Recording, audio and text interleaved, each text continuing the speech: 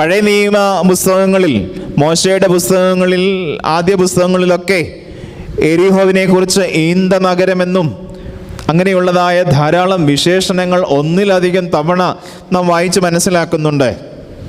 യോശുവയുടെ പുസ്തകത്തിലേക്ക് കടന്നു വരുമ്പോൾ എരിഹോവിൽ ഒരു മതിലിൻ്റെ സംഭവം സൺഡേ സ്കൂൾ കാലയളവ് മുതലേ നാം കേട്ട് മനസ്സിലാക്കിയിട്ടുള്ളതാണ്.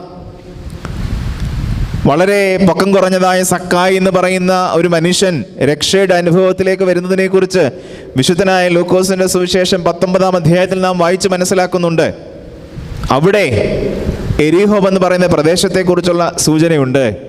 നമ്മുടെ ഹൃദയത്തോട് നാം ചേർത്ത് വെക്കുന്നതായ നല്ല ശമരിയക്കാരൻ്റെ ഉപമയും എരിഹോവ് എന്ന് പറയുന്ന പ്രദേശവുമായിട്ട് ചേർന്ന് നിൽക്കുന്നതായിട്ട് നാം മനസ്സിലാക്കുന്നുണ്ട്.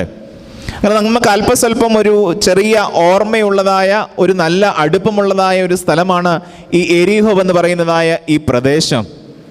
ആ പ്രദേശത്തിൽ